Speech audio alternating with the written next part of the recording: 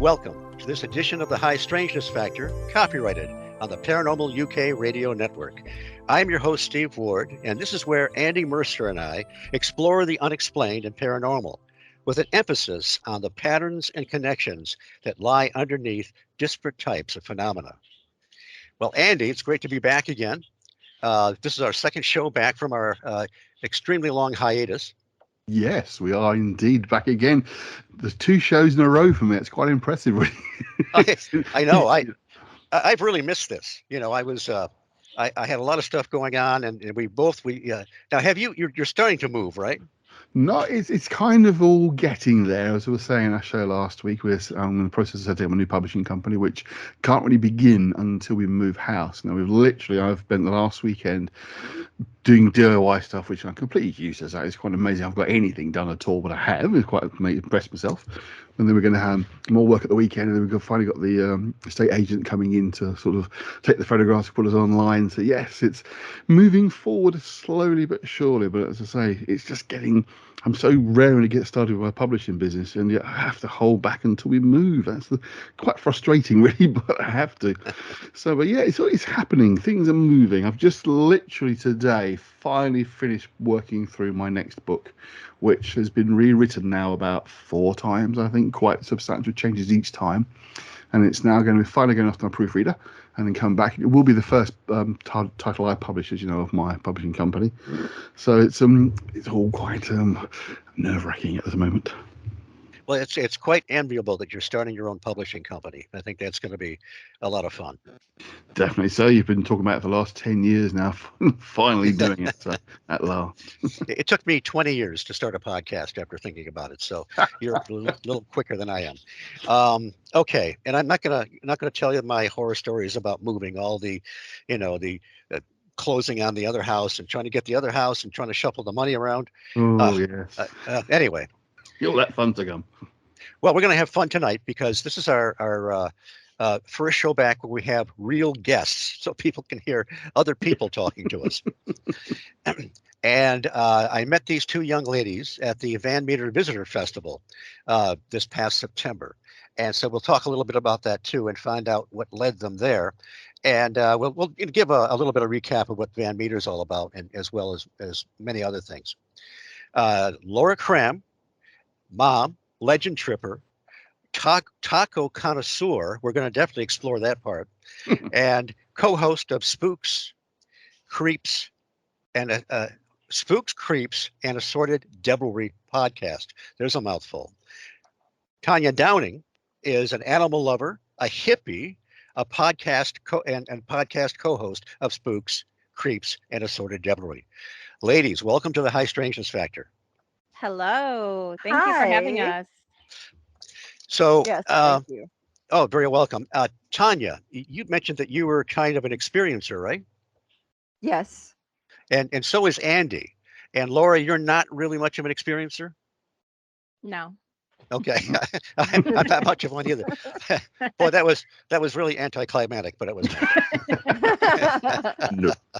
Well, let's talk a little bit about that. How were you a young girl when these things started happening for you? Me? Yes. It was when I was younger, probably about 6 years old. My sister and I were sick, so we were sleeping in the same bed together in our bedroom, and we had wall heaters, which are sort of like radiators, sort of, except they put off a light because they're these heater coils. Anyway, it lit up the room, and there was a chair beside the bed. Like if my mom came in to check on us, she would be able to sit in that chair and watch us. And there was a shadow. I woke up and there was a shadow against the wall. I could see like a full body of a shadow, like somebody was sitting there. And I turned around and there was nobody sitting in that chair. And it wasn't the bottom of the chair. It was, there was something sitting in that chair. There just wasn't a body sitting in that chair. So I didn't feel scared or anything. I felt pretty comforted and I went back to sleep. And then a few years later, we were probably teenagers, and we slept in the same bed. We were really close. So we just got rid of the twin beds, got a double bed, and our feet were towards the closet. And I had a dream that night that someone had come in out of the closet, and it was a figure of a man and like a shadow of a man-sized person. And they had gotten to the bed with us, between me and my sister. Nothing weird, nothing sexual or anything, just getting in the bed. And so when we woke up, my sister said, I had the weirdest dream. And she told me the exact same dream that I had had. And I knew that she wasn't lying because I hadn't told her. So we had that same dream about a shadow person coming out of the closet. And then when she was married and had kids, her kids were teenagers, and we were playing with a Ouija board. Uh-oh. And yeah, I know you're not supposed to do that, but we were. And her son was about 14. And we were playing with a Ouija board, and it was summer outside, and there was a thunderstorm. We had the door open, and the door slammed. Of course, that could have been the wind, pulling the door shut. But we all turned around to look at it, and then we turned back, and Joey, her son, had dried blood on his mouth, on his, nose and mouth. And like it had been there for a long time, like we were missing some time there. It seemed like, because the blood on his mouth, it looked like it had been there quite a while. And it was just a second when we turned and looked at the door and looked back. So nothing else had really happened to me, but then my sister lived there after my mom passed away. And she said there was a shadow person in the door, and she felt very comforted by that because she kind of thought it was my mom at the time. But then the last time anything happened, she said that something held her down on the bed, and she couldn't move her arms, couldn't move her head. You couldn't scream, like somebody has when they have sleep paralysis. And that time she was scared. And she sold the house since then because my dad and mom are both passed away. And so I hope that the people who bought it still don't have ghosts or whatever it was. But my niece used to hear music boxes there, and my dad saw my mom once after she had passed away. He had talked to her, and he thought that he said he woke up like it was a dream. He said, but he knew it wasn't a dream, that he'd actually talked to my mama. Did you have a sense of was this all the shadow image the same thing? Was it somebody like a disembodied spirit, or was it the separate category of shadow people talk about? Any feeling about what it was? Neither one were scared at all until that very last time. We were both comforted by whatever it was. Now, I don't think that the one my sister saw was my mom, only because we had seen it when we were younger and my mom was alive then. Right. I just think that something was in that house. I don't think it was a regular shadow person, or it didn't have a hat like the Hat Man. It was just, I guess it was just a spirit that showed up as a shadow, because I didn't have the same creepy feeling that people have about shadow men. Was it these kind of experiences that kind of led you into your interest in the paranormal, or was that something separate? Sort of. I've always been into creepy stuff, and my dad was into science fiction and horror, so he would, Okay. yeah, he would let us see some stuff. Now, they never would let us see horror movies. They would take us to sci-fi movies and stuff like that. We had to sneak at our best friend's house to watch horror movies. but but yeah, so the first ones we ever saw were we saw a Jason movie, and we saw a Tales from the Crypt with a crate monster. And those were shocking to us because we had never seen anything like that. But no, it's just my dad, being into that stuff. And I just always liked vampires and ghosts and all of that stuff. So I wasn't really into the cryptid so much until I got grown. I guess I started out with my interest in science fiction and horror movies, and then you start hearing about UFOs, and they were landing in Michigan in the mid '60s. That's pretty cool if the aliens are coming near your back door. So, right, Laura, yeah.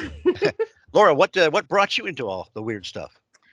Oh my goodness. So I have not had any experiences. However, I always grew up with listening to my mom's experience. She actually saw I guess you would call it a Thunderbird, but it was a pterodactyl-like creature in Texas in 1976. So Hmm. I always grew up listening to her encounter, her story. And then later I found out that a lot of my family on her side has seen things and, ghosts and UFOs.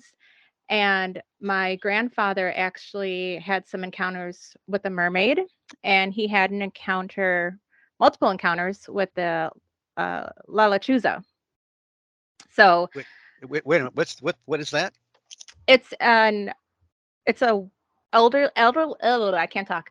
An elderly witch who sold her soul to the devil, and she can transform into an owl, and she preys on people by imitating a baby crying or whistling noises. So once you come out of your house, and you're trying to investigate and hear those sounds, that's when she comes and gets you. So Well, I grew up listening to these stories, and I was just so intrigued. I would check out books from the library when I was like 8 or 9 years old. And that's when I came across a book. I think it's called Mysteries and Monsters. And there was a chapter on the big birds of Texas, and they described what my mom had seen. So I was like, she's not crazy after all, like people have seen this. So that's interesting. The baby crying is a phenomenon that shows up in poltergeist cases sometimes. Hmm. And one of the ladies from the 6 Degrees of John Keel podcast told us that she was up late one night with a friend of hers, and one of them heard a baby crying, and there was no baby there. The other one Mm. heard a series of beeps. They did not hear the Oh. same thing, and Oh. she thought and I think she might be right that it might be signal and noise somehow. John Keel talked a lot about people having a sighting or whatever, or an outbreak of poltergeist phenomena, and the baby crying thing, and the whistling. I just came across in an old report, UFO encounter in Flying Saucer Review from the 70s. So that's Oh, interesting. really? Wow. Yeah. Um, So, like I yeah, said, go I ahead. grew up listening to those stories, those family stories. So it's always been like in the back of my mind. I've always been, reading those kind of books. But, just until recently, that's when we started the podcast, and now it's like full blown. And before we talk a little bit about the podcast, you talked about pterodactyl sightings at the Van Meter Festival, right? I did. So our good friend Chad Lewis actually invited me to be a speaker there. Um, and I focused my speech on the big birds of Texas in 1976. So, Very cool. Let's just talk a little bit about the Van Meter Festival. That was a lot of fun. We happened to be sitting next to each other at the tables. Yeah. I was with Mhm. Brandy, who is a friend of the show and is a co-host many times. She wanted to join us tonight, but she couldn't. I think Oh. she's working 500,000 jobs or something like that. The Oh. kid's always so busy. But anyway, it was a lot of fun. But I guess for people that don't know, I'll just mention that the Van Meter Visitor Festival, the book, The Van Meter Visitor, was written by Chad Lewis, Kevin Nelson, and Noah Voss, and they Mhm. discovered these sightings of. It was sort of a pterodactyl-like creature Yes. with Mhm. strange properties. It had the glowing light from its beak, I think, area, or From maybe it was Uh-huh. the horn, the the horn on its horn, head. right? Yeah. And also sometimes people who are in proximity would have would have amnesia, would have a time lapse kind of a thing. Mhm. But it took place in 1903. Several prominent citizens saw it, and Chad Lewis takes you through the week of terror, as he calls it. The last weekend in September is when they were seeing this thing, and he takes us through the small little town of Van Meter, and it's a lot of fun. What Yeah. brought you guys there? Again, it was just Chad, Okay. asking us, asking me to speak, and we were getting a booth anyways to promote the podcast. So we're like, yeah, Right. let's do it. So Yeah. how old is the podcast? It's actually 1 year A old now. year. Uh-huh. Okay. And it's Spooks, Creeps, and Assorted Devilry, right? Right. Yes, That's a mouthful. It is it a is. mouthful. Now, and you also, it's not just you two, there's other people involved, right? Yes, Yes. there's 3 others. We have Trina Close, Walter Whitaker, and Rick Belcher. Yeah, and we each do different. Sometimes it crosses over, but we each do like different segments. And you guys, I assume, are spread all over the country? Yes. Yeah, I'm in Nashville, Tennessee. Rick is in somewhere, a little town out of Nashville. So we're the closest. And then Trina is in Florida. Laura is in Chicago. Yeah, in Illinois. And Walter is in New Jersey. He's near the Wow. Pine Barrens. He's real close to the Pine Barrens. Oh, that's cool. Yeah. So yeah, I always, Laura or I fly back and forth to see each other. You know, I was thinking that when I was married to my ex-wife, she actually did have some experiences that kind of overlapped to me. Oh. There was, I'll just give you one. My grandmother was in a nursing home and she wasn't doing well, and we were going to go over that day to see her. And I have this great photograph of my great uncle Stephen, who died in World War I, and he's in his uniform, his Scottish uniform, and this beautiful collie dog is standing next to him. Well, this one morning, and we had it in our bedroom, and this one morning she heard like a faint barking, and then she's hearing a voice saying the time that my grandmother's going to die. Oh. So she tells me this, and me, it creeped me out. So I did what any thinking paranormal investigator would do. I took the picture off the wall and hid it. Okay, that was my. And she kept trying to get me going to the nursing home, and it was like I didn't want to hear it, and I actually missed being there when my grandmother passed. She wasn't really very conscious, I know, but it was interesting because the exact time that she heard is the exact time my grandmother passed. So wow. I was and a couple days before that we had a light go off in the bedroom. And I thought it was a car pulling up in the driveway, and I was just kind of seeing that you can still see light through your eyelids when your eyes are closed. But she said no, it was inside the room somewhere, and so that was interesting. There were a few experiences. Also, the house that she lived in when she was single and divorced with her kids, there were I actually heard some breathing upstairs once, now that I think of it, but it was always in proximity to somebody that was sensitive. But I heard we were talking upstairs, and all of a sudden I hear this sort of a like that, and I'm like someone taking their last breath, like breathing in deep. And there was a heat register there, and I rationalized that, well, it's just a noise from the furnace or something like that. but it wasn't. She had all kinds of bizarre stuff happen in that house. Oh my gosh. Anyway, so I guess I'm not sorry that I'm not. I told you guys about my possessed television set, I think, on the show. Yes, you did. That's enough for me. See, stuff has happened to you. Well, yeah, but not too much, but something certainly. Okay, I'll give you other one really quick because it's funny. I don't know if it's true or not, but a bunch of us were in Point Pleasant several years ago, near where the bridge used to be, and we were doing an EVP session, and the people that were doing it were very respectful, talking to those that may have perished on the bridge. Now, Emily Mittermeier, who's also a friend of the show, she had set up, we didn't know it, but she set up a flashlight just on the very edge like they do on TV, right? And then all of a sudden, she set it on the shoreline, and we didn't know it, and all of a sudden it turned on by itself. So, and then it went off. And so we started stamping our feet next to it to see if it's vibration or whatever. Right. And so then I thought, okay, I've seen enough TV shows, right? I said, if there's anybody here, would you please turn the flashlight on at the count of 3? I counted down 3. The flashlight went on for 3 beats and then went off. Oh, well. And I said, can I say holy expletive now? And I didn't say expletive.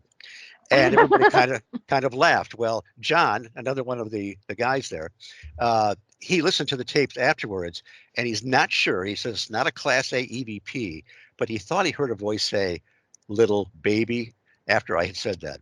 Oh my goodness. So Wow. I was being dissed by a spirit, I guess. I don't know. Yes, that's what it sounds like to me. Now, Andy, have you had any experiences? Well, put it this way, I would probably fill out the rest of the show if I talked about my experiences. I had one or two. Oh, we need to hear some of them. What about the what was it? Some soldiers you saw in a little... I'll tell my very first experience. Okay. Okay. It's once or twice, but yes, I will tell the same story. This is oh my God, mid-70s. I was about 10, 11 years old. Now, where I live in the UK, not far from the River Thames, and on the Thames estuary, there is a place called Coalhouse Fort, which is a military establishment that was built originally in the Napoleonic times in the 1800s, then rebuilt further in the First World War, and then built up again in the Second World War to protect the Thames. It was a gun emplacements there. But by the 1970s, it was completely closed down and was abandoned, and it had corrugated iron all the way around it to keep people out because it was unsafe. Parts of it were collapsing. But it was a very large courtyard in the middle, and quite often kids would get inside into the courtyard and play football, what you call soccer, the game. Mm-hmm. And yeah. I was in there one sunny summer's Sunday afternoon with other friends. My brother was there. He didn't experience the same thing. And the other kids we just sort of met. We were just kicking the ball around. And in the middle of this, say the fort, it's like a large sort of like a driveway area, like a parade ground, if you like, but it's like gravel on it. And the gravel's quite crunchy and you walk on it. And I was just sort of watching the game, playing the football, and I happened to turn to one side slightly and look up, and I saw two men walk past me. Now, they were no more than about 10, 15 feet away, both dressed in what I could see was some kind of uniform, and were walking sort of towards a wall. And I remember looking down, I looked at them for a couple of seconds, looked down, and it was like, it didn't register at first what I'd just seen. I looked back up, of course they were gone. Now, there was no sound whatsoever, even though it was like a gravel ground, but they were dressed in a uniform, but they were completely solid. It wasn't like some phantom weird spirit. It was just solid figures. And I remember that they had like a webbing, kind of like a bandaging around their sort of lower half of the legs below the knees, which I later found out is World War I uniform rather than World War II. Now, I was about 11 years old. I didn't know an awful lot about the history of the place. I knew it was an old military base, but how long it had been there, what it was there for, I didn't know. But as I say, just the uniform, it really sort of struck me as being different to what you'd imagine like a military uniform would be like. During World War II. This is more of a lighter colour. And as I say, it literally saw them from no more than maybe 4 or 5 seconds at most, but they were absolutely solidly real. I mean, it was, as I say, I just didn't take a notice at first because it was like, oh, it's two men walking past. Wait a minute. What? And that was it. It was literally, but they were completely solid and they were walking towards which was just a wall. There was no door there where they were heading towards at all. And I do remember there was no sound. And that was the only thing that really kind of struck me off, was thinking there was not a noise because they were on gravel. You'd hear it, Right. Past, completely solid. And I went out from the ground because the surrounding the fort is a country park. My family were there, my parents and grandparents were there, and I said I'd just seen this, and they was like, "Oh, really? Oh, that's nice." And that was it. They weren't into it. I was absolutely fascinated with what I'd seen, and started getting books from a local library about ghosts and the supernatural and that kind of thing. Got really interested there, but also found books of witchcraft and magic, and really got into that stuff as well. And that's on my sort of the publishing company I mentioned at the beginning. I'm going to be publishing sort of esoteric occult titles, which some have written. Nice. There's other writers on board. So that was my first experience. But I used to be involved in regular paranormal investigations, pretty much weekly for a number of years. I used to work with a company called Fright Nights that organised public events for people to come along to. And I've been to various locations around the country. I mean, there's one place called Worcester Mansion in Gloucestershire in the UK. I've been there more than 100 times. And I can say, without any exaggeration, every single visit something happened. Sometimes more weird than others, but there was always something. It's an amazing place.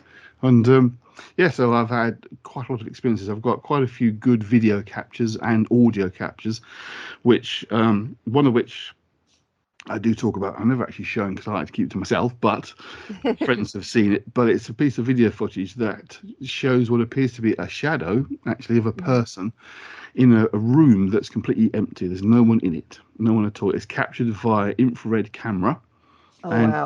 Basically, looking down. My wife filmed it. I didn't. I have to admit, she was like that, but she did. She was just filming down the corridor into one room and then another room behind it, like you see straight through the two.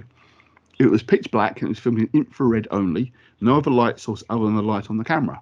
And yet you can see in the background there's a figure that sort of appears to rise up and walk across, move across. Ooh. Oh wow. And it's if there is anything, it's there. But we know there was nobody in that room because there was no entrance other than the corridor that Mandy was filming down.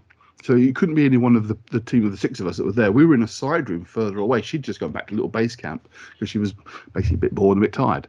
But she just thought she'd film for a few minutes. She said she felt a bit uncomfortable, a bit unnerved, but didn't notice it at the time. It was only when we reviewed the video footage afterwards you could see this figure. And it was actually showed it to a professional TV cameraman, and he said, without another light source other than your camera, I can't see how the shadow forms because there's no person to create it.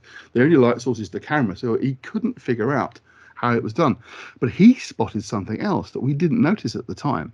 The camera's filming forward but moves slightly, and there's a little door not far from where Mandy was standing. A shadow, just like a shadow, not a person, just a shadow, darkness, appears in the doorway, but it moves different to how Mandy moves. Now, we didn't even spot that. He spotted it. So you got 2 things there in that same bit of video footage. So that's probably the best one. I do have a channel called the Cryptic Files, which contain videos I found on YouTube and the internet, some of which are a bit dubious, some of which are quite good. And a few of the things I've recorded are on the series of videos. So okay. a couple of my experiences, but I've had quite a few more. You've done sort of that mediumship type work on these events and encountered all sorts of strange experiences and anomalous phenomena and events. But so I've had a few. We need to get Laura some ghost experiences. I really want to get her some ghost experiences. Yeah, I want some. Lay them on me. I think it's one of those things that the more you do this stuff, the more likely you are to finally experience something. And once you do, you're more likely to experience stuff. It becomes more of a regular experience. I mean, there have been a number of times in these public events where someone's come along, the husband's usually come along with the wife. Wife's into husband's not interested, but by the end of the night, they've experienced something themselves that spooked them silly. And many a time people have come to me after and said, I'm not sure stuff I believe, but I had this happen. I saw that figure. I saw this bit. And it's like, okay, fair enough. Not trying to convince you of anything, but if you've had your own experience, excellent. Right. Yeah. Right. I mean, and I've played with Ouija boards since I was a teenager, and I've done overnight investigations, and I've been to multiple different places that were haunted or graveyards, and still nothing. Unless I'm being totally skeptical and just I don't know. Sometimes I think one thing Steve and I often talk about is an interactive experience, that your mindset can make a difference. And if you're not sure that you want to experience something, sometimes that in itself can actually work as a block. Also, some people, for whatever reason, just don't. I mean, there are times, particularly like the public events, where people, we used to break into small groups of maybe sort of 6 to 10 people and sort of do little mini vigils together. And there'd be times when, say, 4 or 5 of the people in the group are aware of an experience, something's happened in the scene, and one person who's there says, I didn't see that, I didn't experience that at all.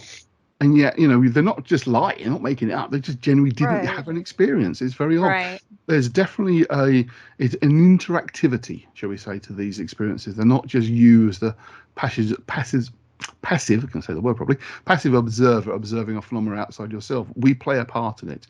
There are many times in those public events where if the crowd were a bit flat, not really into it, very little happened. If the crowd really were up for the good night, a good adventure, to hope you'd experience something, then things would happen. Now, it's not that they made it up, but they were contributing to the vibe, the energy, if you like, of the place. And whatever's there, I certainly believe would use that energy that they were generating to manifest stuff. Definitely. Yeah. Well, also, Laura's grandpa might have put some sort of blessing on her. So she didn't. Maybe that's what one of our other co-hosts, Trina, thinks. So I recently found out that my grandfather, the one who saw the mermaid and the La Lechuzas, he was a Mexican witch doctor. So some people think that maybe he did some sort of protection spell, or again, maybe I'm just being silly and skeptical and not open-minded when I'm out in the field. So you're not wearing aluminum foil under your clothes or anything, right? I find that works for me, but don't tell anyone. Yeah. Well, one of the things I found that actually helped me and why I got so much more interested in the esoteric was actually using ritual magic to sometimes, and again, even on events, to stir things up, to try and get some reaction to what might be there. But the meditational attunement of ritual magic definitely makes a difference. It really does attune one's mind to being aware of these phenomena. And as I say, it's a two-way experience. So I Steve talked about this last week we recorded that, it is interactive. If you are aware of something, the more you become aware of it, the more it's aware you're aware of it, and more starts to manifest, starts to appear. But that's what I found was that sort of my early teens was getting into the ritual magic, the Golden Dawn stuff, and working with that, and found I felt more attuned to what was around me. Now I live in a very boring, very modern town that has no real history to it. It was built after the Second World War as a satellite city to London, but a lot of London was damaged in the war, and it's pretty much sort of psychically dead. Quite literally. There's some very old churches. There's an 11th century church near where I live, actually, but other than that, there's very little around here. So you do have to kind of go out your way to find more interesting places, but they're out there, certainly. You can, this is the UK, we've got loads of old buildings and stuff, but getting a chance just to spend time in these locations and get a feel for the energies that's there, it takes a bit of sort of work, but the fact is, I think there are some people who unfortunately don't have the facility in the brain. They don't have that wiring that is enabled or empowered by these experiences, and unfortunately you might be one of those people. It doesn't happen to them, which is a shame. Don't jinx me. I'm gonna Laura and I will go into a haunted house and we'll sit there on the floor and we'll meditate and we're gonna find her ghost. Yes. I might send you some ritual summoning you can try and see if that makes a difference for you. Oh, please do. Ooh, yeah. Okay, yeah. That'd be great. And make sure and give her the spell where it tells the ghost, "Don't follow me home." Yes. Right. Yeah, I don't Well, want I that. have to say, I literally couldn't tell you the number of events and investigations I've been on, public and private, and nothing's ever followed me home, ever. That's good. Yeah, that's really good. I have other things in my house that I have deliberately brought here or brought into this world, if you like, that I work with. So maybe they've kept other things at bay. I don't know. Oh, maybe so. Yeah. Yeah. See, I already have too many animals. I don't want any ghosts. I don't need anything else that I have to take care of. There's another incident I thought of. I didn't see anything, but a bunch of us were out in the TNT area one night in Point Pleasant several years before I moved down here, and some of them were quite a ways up the Igloo Road. And the TNT area, for those that don't know, is where they made munitions during World War II. They stored them in 100 of these bunkers or concrete igloos. And it's the McClintock Wildlife Area now, and it's creepy as heck in the daytime, super creepy at night. But they were seeing shadow people, things that were following them. And this one guy told me that it seemed to be like elongated, like very tall, and then it kind of shrunk down to almost a puddle. Now, and several people were seeing this. I was in a different spot, and I didn't see or feel anything. I have said many times it would probably take some flesh-eating zombies to turn my head before I would say, "Oh, wait a minute, I'm having an experience." So, one thing I look forward to is Laura posts on, I'm not sure which Facebook page it is, but she'll ask people what they're reading. Where do we find that? Is that oh my gosh, I think I do that on the Wisconsin Legends Facebook group on Fridays. Yeah, it's our Friday Reads post. That's fun because it's always fun. Dean Bertram, Andy, he's been reading a lot of the Shaver stuff, Richard Shaver, Ray Palmer, and he's got a lot of the old pulp magazines like I do, so that's fun. And I'm always got something new to post, but it doesn't mean that pardon me, it doesn't mean that I've finished the other books I've posted yet. So I was about to say, you read like 3 or 4 things at one time. Even more. But I actually finish a book now and then. But so this is my lead in. I wonder what there were certain books that influenced me early on. I mean, the great anthologies of Frank Edwards would talk about the Flatwoods Monster and the Kelly Hopkinsville aliens and all kinds of cool stuff, except I hated the stories about the moving coffins. I skipped over those. That just creeped me out. Yeah. But and then later on, I got more into people like the Lorenzens of APRO and Donald Kehoe. And then I went, off the deep end, discovering John Keel and Jacques Vallée. What have you guys had kind of a journey with your reading and people that have influenced you? And is there is it different from when it started, and do you have any kind of like a specialty, like a certain area that you really love to get into? Well, again, I started reading these when I was like 8 or 9. Like I would go to the local library or the school library and I would just try and find any sort of paranormal book that I could. So, I was reading about the Bermuda Triangle, like just a few books on Bigfoot or Loch Ness Monster. But the one book that always stood out, and I still have it, is Mysteries, Monsters, and Untold Secrets by George Laycock. Okay. Yeah. And that one had like the Easter Island and UFOs. So that's always been like, that was my first book that I remember ever reading. And again, that's the one that has the Big Bird of Texas in it. um yeah, I mean, I think through the podcast and us networking, we've been making new friends with authors. So Oh I'm yeah. also Yep. a big fan of Chad Lewis. And I mean, he just has so many books on, Yes. the Midwest, and just a lot of fun topics. So I just think Chad Lewis is showing off. It's probably Yeah. yeah. the same book with a different cover, and he just switches some chapters around. Yeah. That might be it. Yeah. I We don't mind. recently had, yeah. No, no, go ahead, please. Oh, I was going to say, we recently had John LeMay on the podcast, and he's an author in New Mexico, and he has a bunch of cool books. So that was really exciting to talk about him about that too. So Yeah. Yeah, that was cool. Yeah, because I was in on that interview, and he has quite a few books, and he likes mhm. dinosaurs, so he kind of puts the dinosaurs and stuff together, which is pretty cool. Um, I liked more of when I was younger, I used to get books. They probably shouldn't have this in the library, but they had Carmilla, which was that vampire book, and Okay. I loved that. I liked Lord Byron, Mary Shelley, stuff like that. So I read more of Mm, the the classic stuff. fiction. Yeah, I loved that stuff.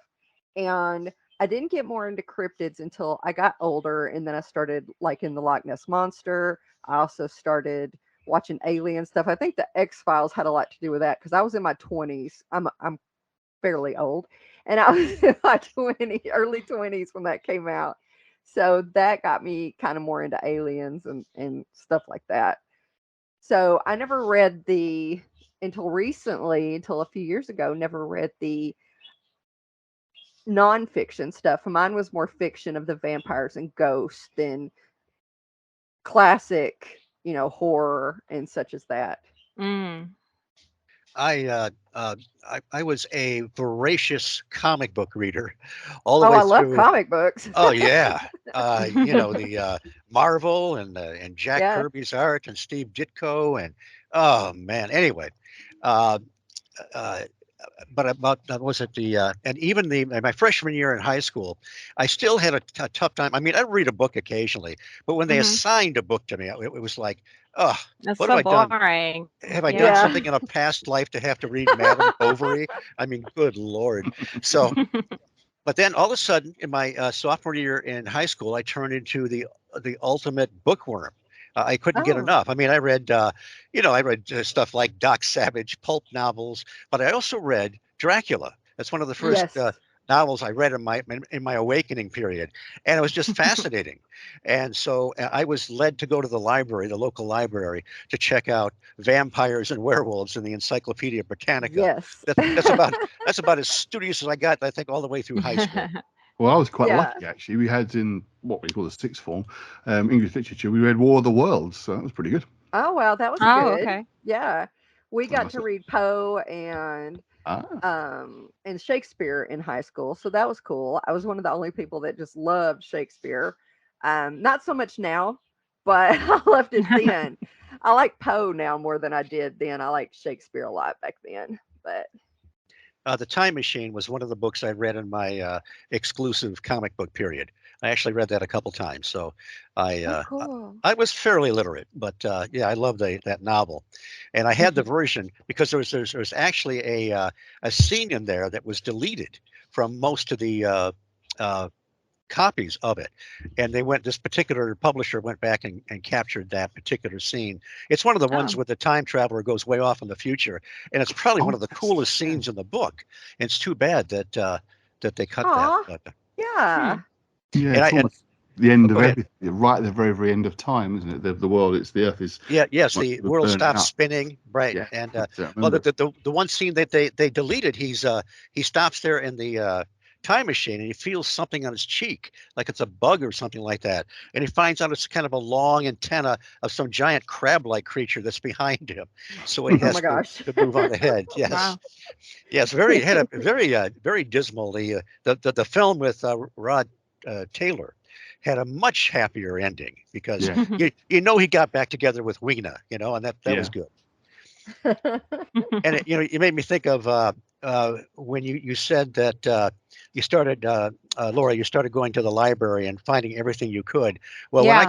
when I got the UFO bug, I went to the local Ferndale Library, which is just north of Detroit, near the Hmm. infamous 8 Mile Road.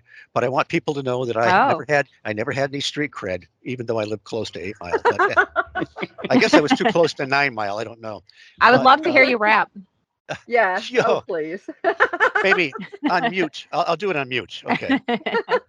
But so I went and scoured that. That's where I found Frank. No, no, Frank Scully, and the story about the crashed UFO that turned out to be fake, but you didn't know it at the time. Oh, and the books by George Adamski. There were several of the contactee books there, but I didn't Oh, care. I was okay. just fascinated by everything. But Right.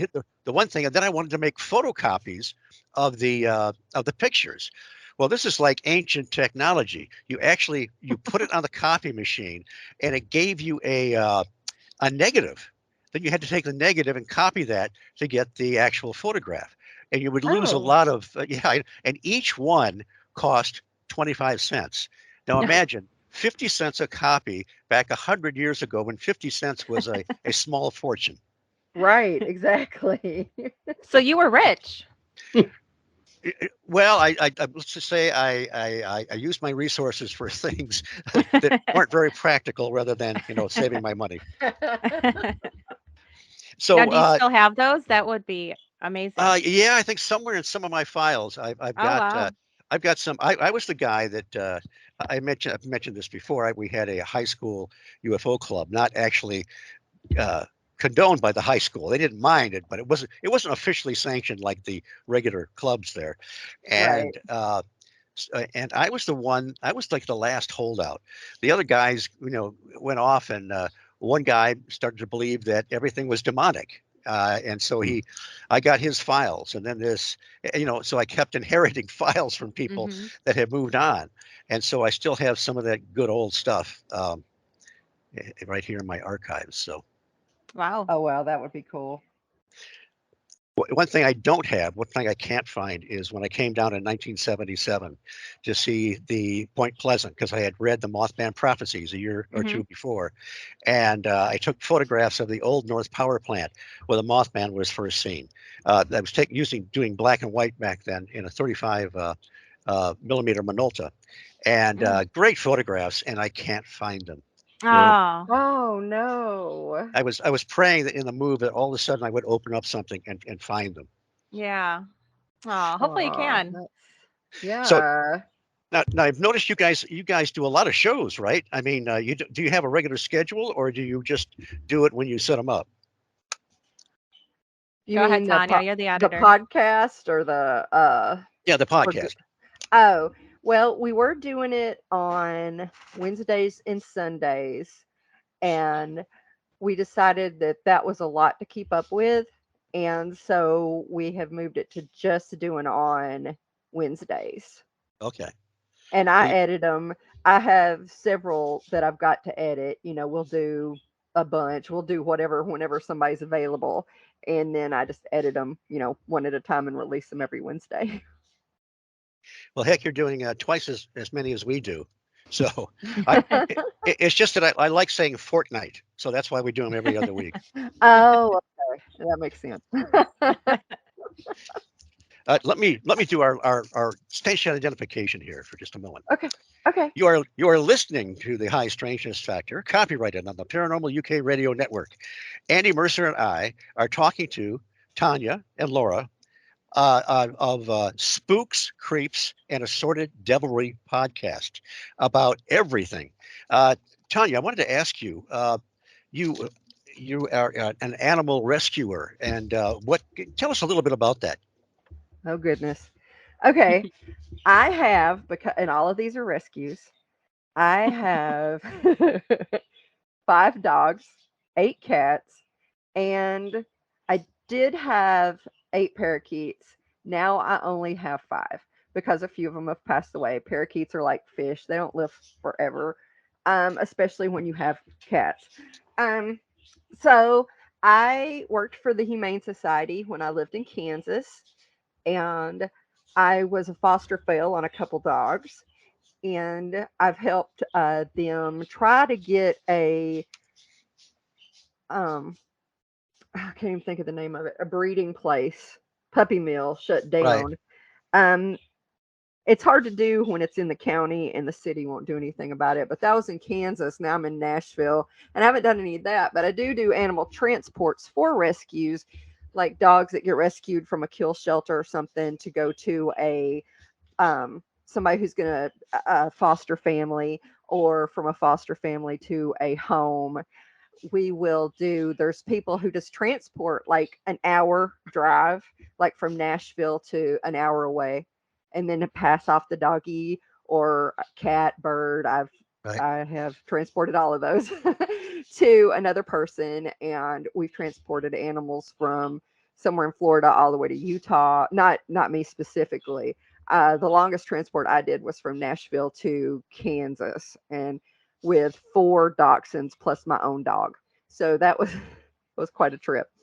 Wow. But yeah, and also I, because of some things I've seen, I can't rescue the farm animals, but I very much want, I help where I can on the Right. farm animal stuff. Well, that's great. And yeah, because they, need love too. I think we've all got soft spots for animals here. Now, Mhm. Laura, are you rescuing any animals, homeless people, or wayward paranormal investigators? Or Are you homeless, Steve? Rescuing. well, listen, it could happen any day now. Then I will definitely take you in. Oh, okay. Well, cool. 3 squares, right? Oh, I can dig that. Actually, some of you know the story. I have 2 cats now.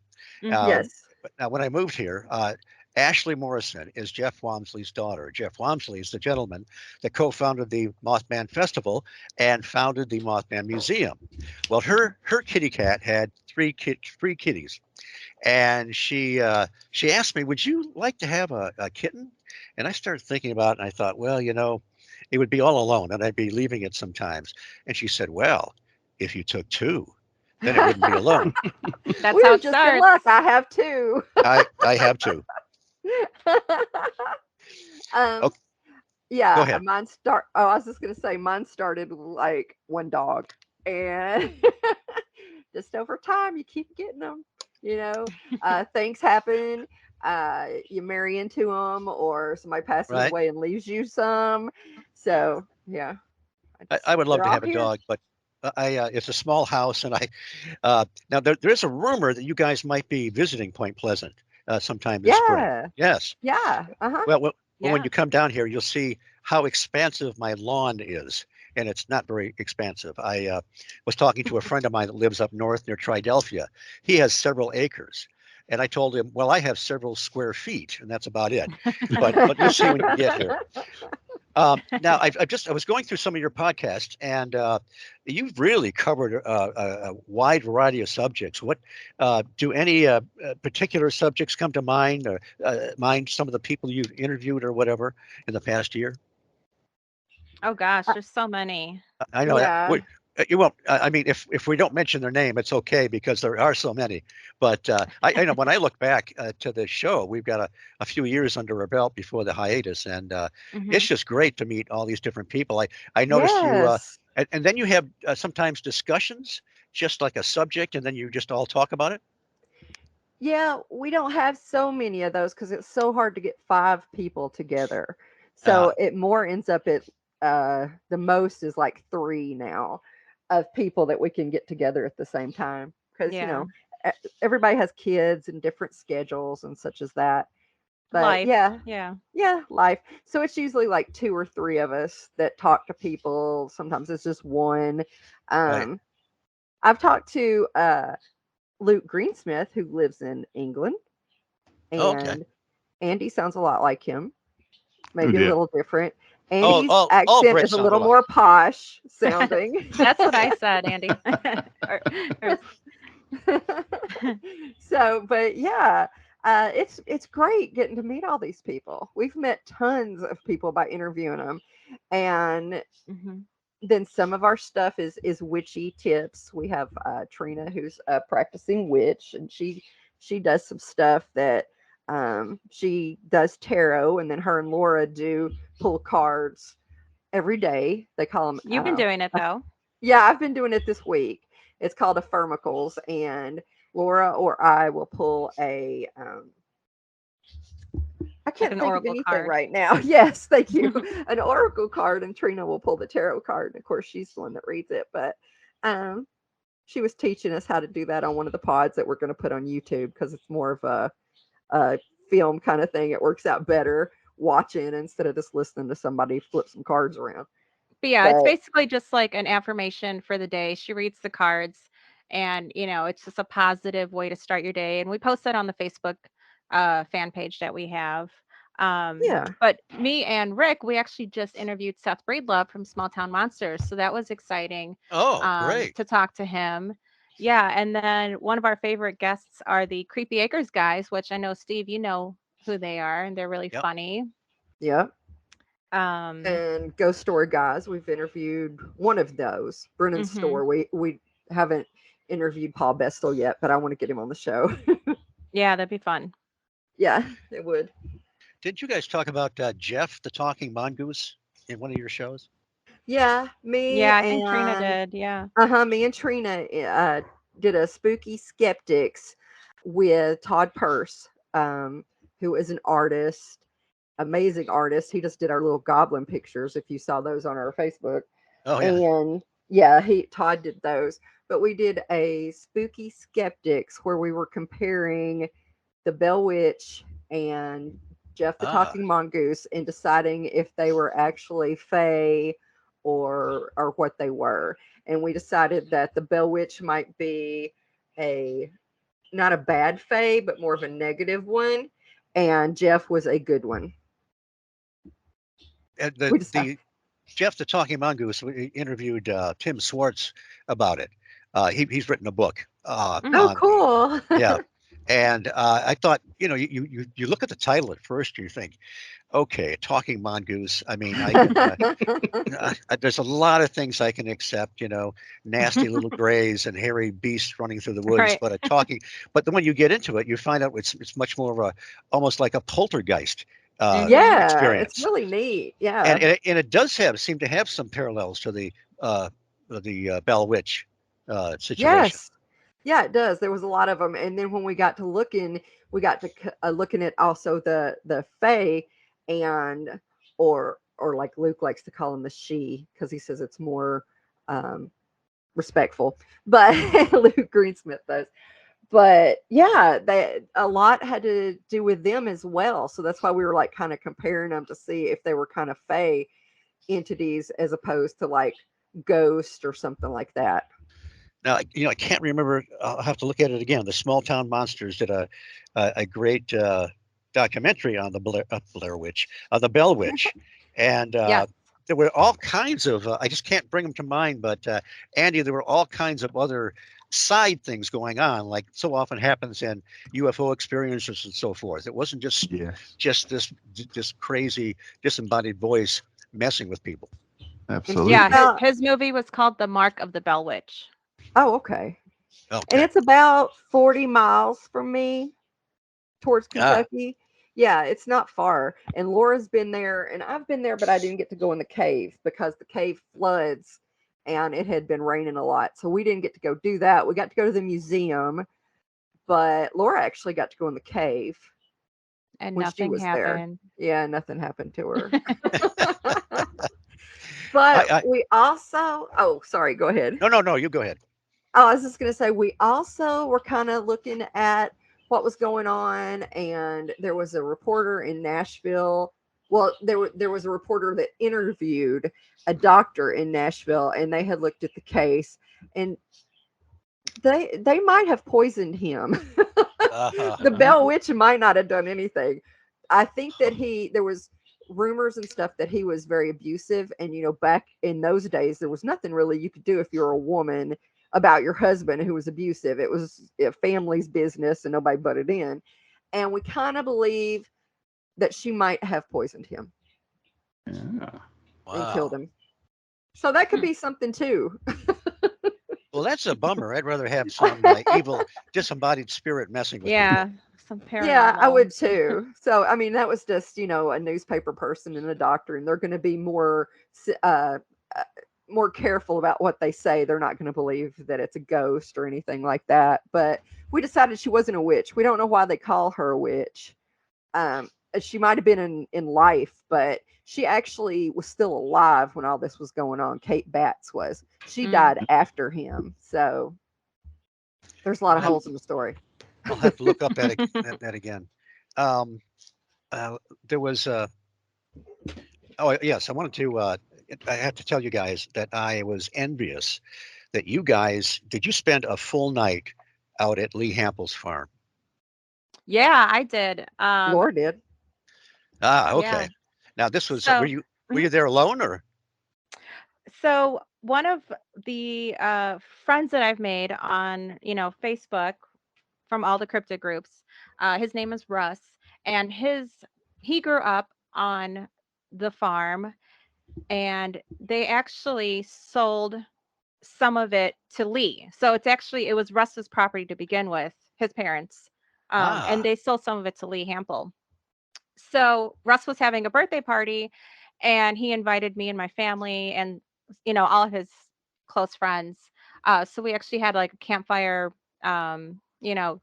just a bonfire and Right. camping night there back in September of last year. And yeah, Lee was there, and he, took us around and showed us The all of photographs? his evidence. He sat us down for a presentation. He had videos, he had, the paw print casting, he had tons of albums of photographs of, all of this evidence. So, we got to explore the field and walk around. So there's something going on there. I just don't know what it is, but it's pretty crazy. I know, but it's cool. I think I think he would let me do it. I know Lee. He enjoyed being on the show, Mhm. and he let me use some of his photographs for a presentation. Oh, okay, yeah. But to let people know what we're talking about Bray Road near Mhm. Elkhorn, Wisconsin, and there Yep. had been Linda Godfrey started chronicling these dogman sightings in that area, and Lee Hample bought the land about a little over 10 years ago, I guess, and he some of his neighbors told him. He said, there's a werewolf living in those woods back there. And he's looking at him like, what the? I mean, he was a mathematician, a scientist. That he taught mathematics for years. I think he was also a chemist. And, this just wasn't computing until some credible friends of his described seeing it. And then he saw it a couple times himself. And when Laura mentioned the photographs, I've spoken at the Beast of Bray Road conference a couple times, and you go to Lee Hample's farm, and he'll show you hundreds. He's got thousands of Yes. photographs. He set up all these trap cameras with all these bizarre things going on, strange mists, bait being taken, and Mhm. without UFOs, possibly, yeah. yes, there are all kinds of bizarre objects in the sky, even things that look like they could be portals, and Yes. it's absolutely mind blowing. I think he was in negotiations for some kind of a TV show on it, and I hope they take it because this is really some really legitimate stuff. So it's very cool that you got to go out there. I would probably go out there, and one night I went out to upstate New York. You've heard of the Stone Chambers No, out I there? haven't. They're sometimes they call them root cellars, but they date way back. They pile up these stones in a certain way. They've been there forever, and there's supposed to be paranormal phenomena around there. Well, Rosemary Ellen Guiley, who we lost a few years ago, she went out there with a group of people in the watershed area, and there was this big flat rock there right next to Hawk Rock, which has a pictograph on it, and it was a pictogram anyway. And that night she had something. She couldn't really see it. It was sort of like a cube, and it was floating overhead, and the air was being agitated as it passed over them. And then later on, deep into the morning, she saw several sets of what looked like eyes, these little red dots. There's been reports of like little Jawa-like creatures with hoods in that area. Jawas is a bad name. I don't think they have any giant walker stealing droids or anything. I think droids are safe. But so there was about 15 of them there, and again, she couldn't see any outline. But then after a while, they disappeared, but not all at once. And I thought, oh man, maybe this is someplace I can go. Well, I couldn't get anybody to go with me. So I drove out there from Michigan one night. I found a place to stay. And then I went out there. I almost got lost trying to find the right spot because everything had grown up after 2 months. I'd been there in, what was it, April, and then came back in June, something like that. Oh, yeah. And there's supposed to be bears out there. So as I got close to Hawk Rock, I was looking, there's this one flat rock that kind of has a lip on one end. And I looked down and I saw these two big shadows on the ground. And I thought, holy crap. And all they were is just two other rocks. So, but anyway, I spent the night up there on Hawk Rock. Well, and I'm sitting up there looking at the time thinking I could still get back. I could still bail out. And then, finally the sun set and nothing happened. Although I actually, I fell asleep once. I was getting these 5-hour energy transfusions, and they just made me crash, I think. So I slept through part of it, but nothing. I mean, there were hardly any birds there. I had night vision goggles, but the forest canopy was so thick that you need some ambient light for it to work. So I had to use the IR illuminator to see anything, but absolutely nothing. So it all happened when you were sleeping. Yes. That's what I imagine. You see all these a couple of Bigfoots slapping each other on the back, looking at there's the big investigator, he's asleep, and here we are. I mean, I was ready. I had my camera, I had my night vision goggles, I had the recorders going, and when I listened to the recorders, I heard myself snoring one time. I'm ashamed to admit it. Oh, you needed some coffee or energy drink. I had coffee and anyway, that was the big trepid paranormal investigator. But okay, what was I going to say? I had a great question here. Oh, I was going to mention another I don't know, close call maybe. I went with a group of people, met a group of people from Michigan at Waverly Hills Sanatorium, and it was during a supermoon, and a lot of people weren't really reporting a lot of stuff, but some people were reporting some things. Well, I was standing in the morgue with some people, and I felt like a couple fingers brushed the top of my head. Ooh. It could have been a bug or something like that, and that was it. So, but that leads me into the other story I mentioned last time I was with Andy. Rosemary Ellen Guiley was at Waverly Hills one time. She was with another investigator, and that investigator. And have you guys been there? Done any ghost hunts there at Waverly Hills? No, we're trying to get a trip there, but we hit a snag. All the good dates go like in 2 seconds after they go on sale. So yeah, so we're trying to get like maybe a group of 10 people who want to come with us and experience something. So but the way they do it is you don't use flashlights. You just let your eyes adjust to the light. So Ugh. Rosemary's standing. Yeah, you kind of get used to it, but when they when we stopped for the night, everybody was going back, and I thought, oh, I'm going to go off on my own a little bit. So I went down this one staircase, and I went down the hallways, and I thought, nope, I'm going to get lost here, and they'll find my empty husk in the morning. So I avoided that. But anyway, to get back to my Rosemary story, the guy next to her says, Rosemary, do you see what I see? And she says, yeah, I think it's a gray. They saw what looked like a gray alien in a place that's supposed to have all kinds of disembodied spirits. And that Right. brings that's not too earth-shattering for, I think, Andy and I, some of the reading we do. When you look at John Keel, was convinced that so many of these things were connected, and he talks a good deal about that in Operation Trojan Horse. So what this brings me to, and this is just kind of free ranging, do you guys have any idea what's going on? I mean, do you think some of these things are connected? Do you have any gut feeling at this point about what the broad scope might be? I know that's a very easy question, and so just rattle it off. Oh gosh. I think it's all just separate things.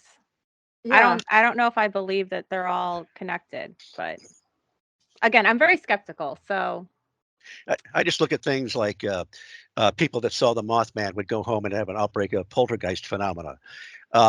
Stan Gordon covered the strange Bigfoot sightings in Pennsylvania that were seen in conjunction with lights in the sky. I'm not sure that Yeah. means they're extraterrestrial, but the and even like Ron Moorhead, the guy that captured the Sierra Sounds, would go out to the Sierra Nevadas, and they would see Bigfoots, but they would also see these strange lights and elongated sort of brilliant lit cigars floating through the Yes. woods. So there Yeah. does there seems to be I see it as a kind of a duality. I think there are some things that are probably separate. Even John Keel believed that some of the cryptids were probably just unknown flesh and blood creatures. Right. Right. But I just wondered if you guys, if in your moments when you speculate and you try to put things together, if you have any just brilliant revelations you could share with us. Well, the aliens might, I mean, some of this stuff might show up when aliens do just because they might be screwing with us. I mean, just to see, what we do or whatever, And they Um, do that. I mean, yeah, they seriously. might be just running tests to see, well, let's see what this person will do. I mean, me and one of my best friends actually interviewed him on the pod. It was I don't know if y'all have heard of the simulation theory and all of that. Yeah. And so the aliens might be who runs that. I mean, I know that's far fetched, and I don't mean to sound crazy, but if you're talking about, do I have any theories on anything? If the aliens, I think Philip Jose Farmer did a book series that I read called River World, I think. Yes. Oh, yeah. Yes. Yeah. And that was kind of is that the aliens, everybody kept coming back from the dead, Yes. and it was the aliens, they would end up feeding you and stuff like that. And of course, I don't know that we're at that point. I haven't died, so I don't know. But, What and that's do not really what they my call them idea what? of death is. They call them grails. You would hook up to your grail or whatever, and they would give you food. Yes, And there was some kind everything of you a needed. power shortage, and one side of the river they all went out. That was Yeah. that's one of the most imaginative series I've ever read. It was Wow. because, like, everybody in history winds Yep. up being there when you die, and it's because of an alien experience. Uh, Now, I play Sims 4, and I could see that happening because I could get in this big long thing about simulation theory, and I know that we don't have all night, but Andy's got till 5 a.m. but aliens could be the runners of an experiment, and so they put stuff down here for us to try to work through. And Well, maybe that's why stuff shows up when aliens do, because they're watching. when you analyze a lot of the messages from aliens, angels, channeling, highly evolved spirit beings, the Space Brothers. A lot of times the messages are very deceptive, and kind of like interacting with a Ouija board. So I believe that. I recommend you guys read John Keel and some of his ideas. I Okay. came kind of kicking and screaming because I didn't like the idea that these might just not simply be ETs, collecting soil samples. Right. I didn't like that at all. And it was funny because a friend of mine were actually bad mouthing John Keel before we even read the book. It's like, well, that's crazy, man. We might as well just give up, man, if he's right. But then I went through therapy after I read Operation Trojan Horse, and then I read Jacques Vallée's Passport to Magonia, which gets into the folklore connection, and then I ended up in the padded room after that. So never recovered. But it is certainly true that when you really start to look at the Keelian angle to it, you look at the uniformity of some of the strange occurrences where you have multiple different kinds of phenomena occurring at the same place at the same time. You have to conclude there's something more going on. I mean, a little argument which comes up in, I think it's in Keel's book, but I know it's one I've postulated as well. If you think about the description of aliens, okay, most aliens are seen to be of a similar kind of height and build to humans, maybe slightly taller or maybe a bit smaller, so that wherever they're from has a similar gravity. Most of the time, they don't seem to have any kind of breathing apparatus on them, not in like suits or anything. They seem to be open-faced. So wherever they're from has the same atmosphere as us, the same air. They don't appear to have anything to protect them from viruses or bugs or bacteria. So they're obviously exposed to very similar bacteria to already have their own defense systems towards it. They all seem to have two eyes and the same sort of facial features as us. So it suggests they've grown in a similar environment to we have. It seems to make more sense that they've come from here, but another version of here, than some alien planet, because the way they appear conforms so well to how we look. The other interesting thing is, if you look through the history, particularly of UFO encounters, how they're described as being has changed over the decades. New ideas have come through. We used to talk about little green men. It was around about the 80s, and particularly with British Students' Communion, this idea of them being grey seemed to come into play as well.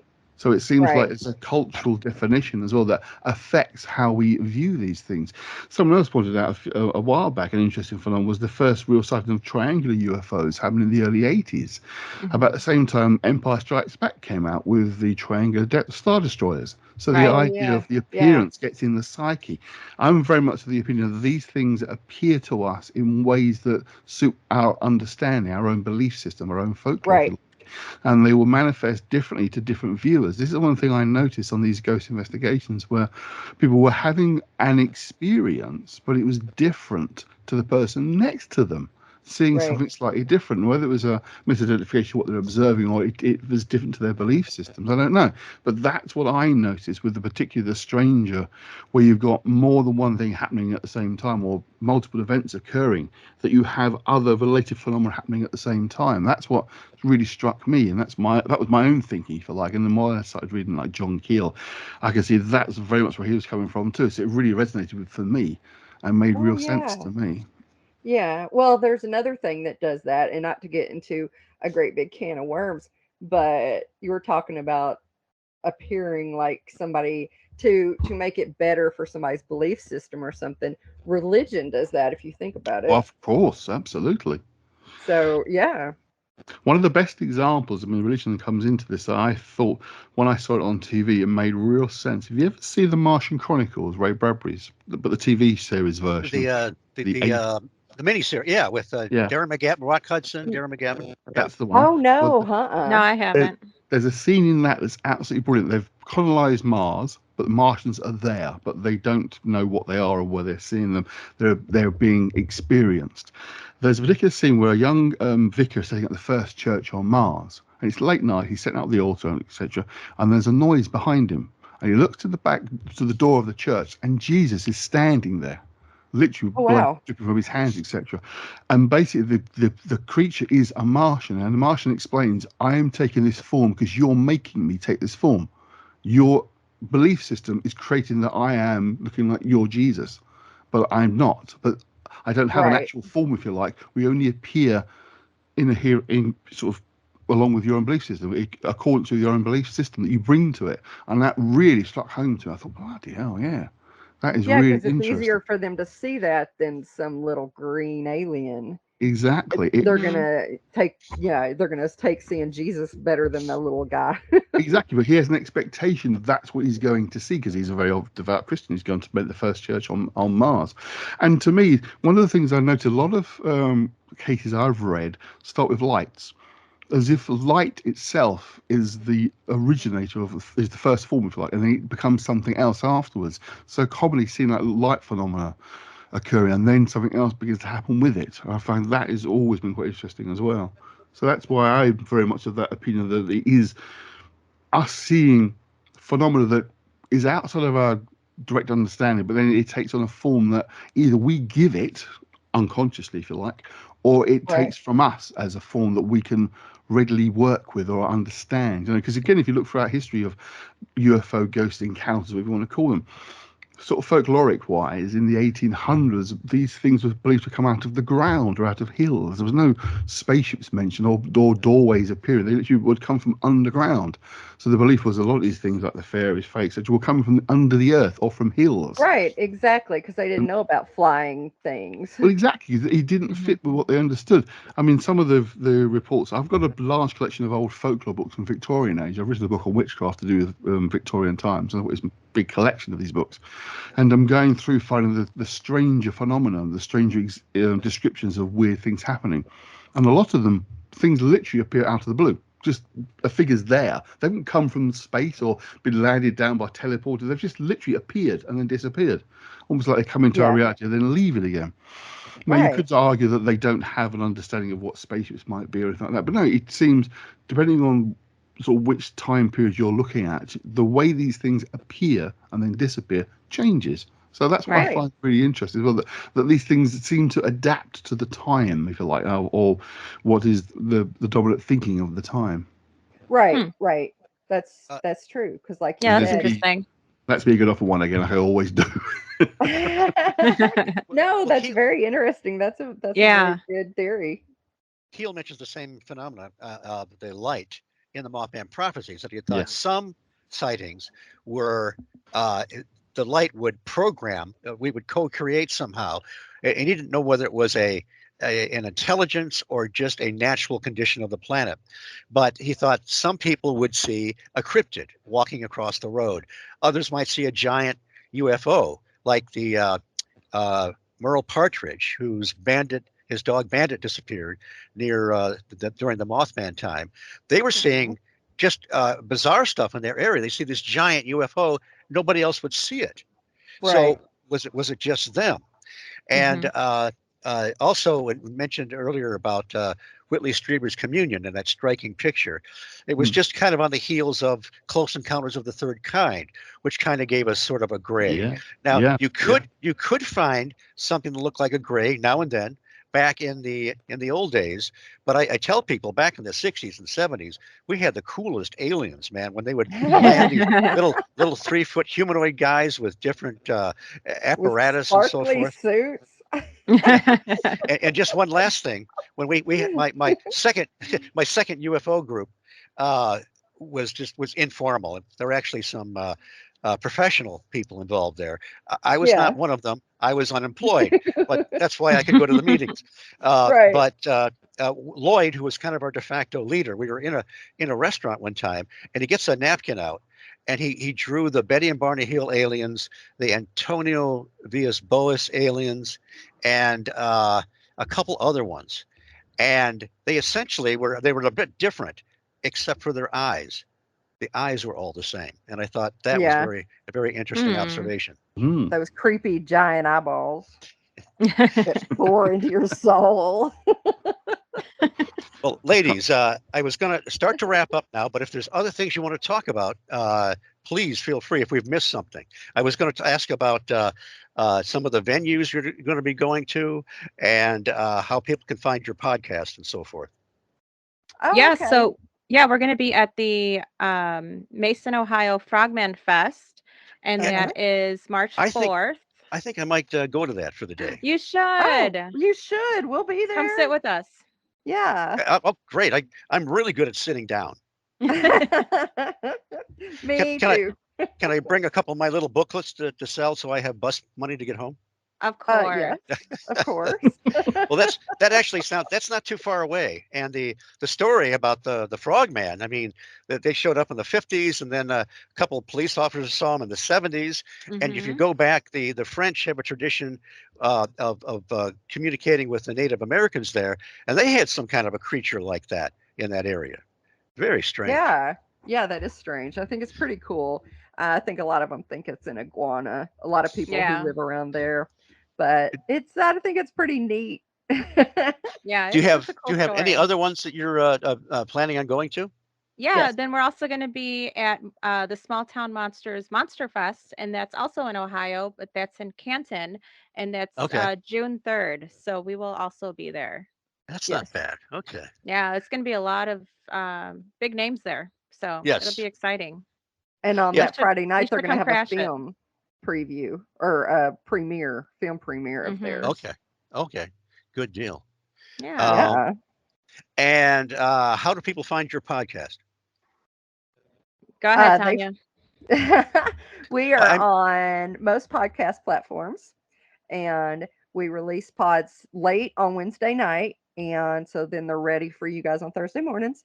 And we are on Facebook. We have two groups on Facebook. One is a group, one is our page, that doesn't have anything but what's going on with us. The group is a lot of memes and fun and stuff like that. We're on, let's see, Twitter, Instagram, Instagram, TikTok, TikTok, and and then we that's have it, right? stores Oh, on. Yeah, we have a store on Redbubble and Big Cartel. yes, and we have 6 designs on Redbubble and from different artists. Like Sean Engelman did one, the Creepy Acres guy, Todd Purse did one. Dylan Jacobson, Lisa Russell. Yes, that's it, Yeah. right? Yeah. well, very cool. Yeah. It's really great for you guys to have come here tonight to talk with us. Thank you Yes, for it having was us. so fun. Well, good deal. And we'll have to have you back. And will you be going to the Van Meter Visitor Festival again next year? Yes, Yes, we will be. We will be there. That's in yes. September. Will You you know, be Ed, there? I hope so. God willing, and the creek don't rise. And I actually met a guy that was at the Van Meter Festival. When I work at the Mothman Museum, I go outside and I show people the Mothman and all the secrets of the Mothman. But we got to talking, and he was there last time. Oh, that's Oh, cool. cool. And it's very nice now that they actually have a venue. Andy, we used the VFW hall this time, and prior to this, it was either outside or in the fire station. Oh, okay. Yeah, Yeah. and This was a nice place. yeah, it was a very nice place. The first year I went there, it had great weather. They would speak outside the library, and they had a little setup there. Library, of course, is too small to have actually people there, and then the next year, poor Kevin. Kevin Nelson was under this little overhang with the rain dripping off it, and he's hoping the Aw. electronics don't get shorted out. So Oh my gosh. the town fathers showed mercy on us and let us use the fire station. But yeah, it was a really good turnout. So well, that'll be fun. So I'll Yeah. probably well, you guys, if you make that pilgrimage to Point Pleasant, I'll see you guys then, and maybe at a couple other venues. Now we just have to get Andy a plane ticket to get him over here. Yes. You got your passport, Andy? Oh, I've been to America quite a few times. I've been to New York about 4 times. I did a talk in Seattle about 5 years ago. Probably going to San Francisco this year, actually, probably in the autumn, to visit some wife's relatives who are out there. So we keep sort of Nice. either side, I'm afraid. We miss the middle bit all the time. I had Yeah. into the idea of flying to Point Pleasant, but unfortunately, it would cost me an absolute fortune, and it really is a shame. We're talking bet. thousands. It's not sort of it's a long way from a major city that I can fly direct to, so it'd be like connecting flights, and that Did you was fly an directly to like adventure. Chicago?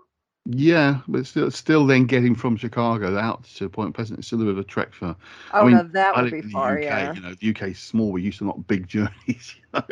that's true. Yeah. I'm trying to That's persuade Steve to do the other way. Come to me. It might be more easier. Yeah, that's That's true. true. Well, again, We'll get you over here. I'll watch Andy, your cats. oh, listen, Yeah. that'd be cool. I'd appreciate that because I worry about them. Cats are pretty good by themselves. You can leave They them are. food; they don't care Well, as long listen. as they have food. Last night I heard this big crash in the kitchen, and Keel had tipped over the chair, Oh a no! big heavy chair. And I thought, what if you had dumped that on your sister? You know, this Right. little frail. Exactly. Yeah. And okay, indulge me. I'm going to tell you another quick cat story. So they get up on my counter with no problem. They jump onto the drawers with their front paws, and their weight pulls the drawer out. They get in the drawer, and they can get up in no time flat on the kitchen counter. Well, the other day I'm in the kitchen. I turn around, I see one of the drawers go in by itself. I thought, what? So I open it up, and nobody's there. No cats, no humans. And then I look behind it, and Keel has somehow squeezed through that little crack and got in the back where the drawers are. And when he did that, he pulled the drawer in. Oh my gosh. And it turned out these drawers are not normal ones you can just lift out. They're affixed to the back where you can't really get them out. So I finally, I'm going, what the hell is he going to I'll just feed him in there, you know? And so I found I could take a couple screws out of the front of one of the drawers, tip it down enough, and he could get out. And he had no intention of getting out. He was very comfortable. So I had to lure him out with cat treats. Ugh.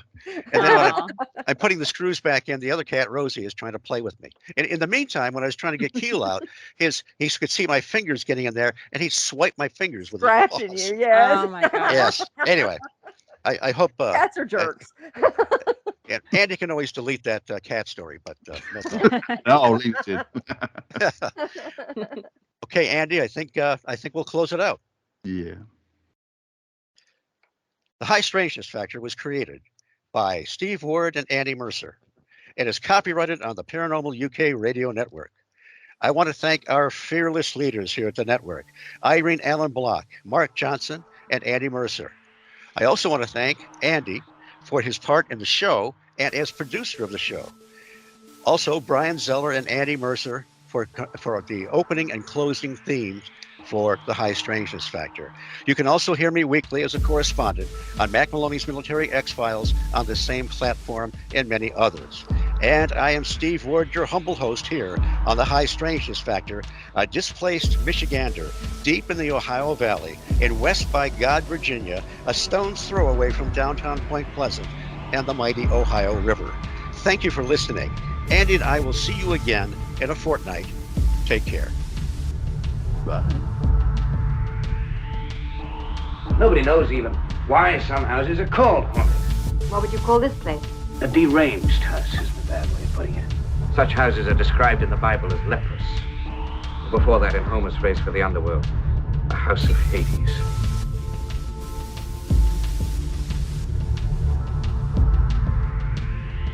Dr. Roney and I are satisfied that these arthropods are not of this earth.